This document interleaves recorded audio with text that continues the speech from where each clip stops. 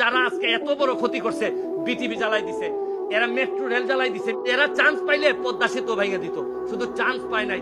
বঙ্গবন্ধু কন্যার কাছে ক্ষমতা ভুল শুদ্ধ থাকলেও উনার কাছে ক্ষমতা নিরাপদ, আর এদের কাছে ক্ষমতা গেলে কি হবে এইটার নমুনা আপনারা অল্প দিনের মধ্যে, এই 2-3 দিনের মধ্যে দেখছেন। অধিকার ছাড়িয়া দিয়া অধিকার রাখিবার মতো বিড়ম্বনা আর নাই, এইটা রবীন্দ্রনাথের কথা ছিল।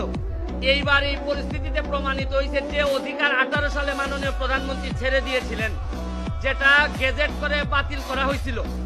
আপনারা এই অধিকার কেউ কেউ ফিরাই আনতে গিয়া আজকে এত বড় একটা দুর্ঘটনার পতিত হইল।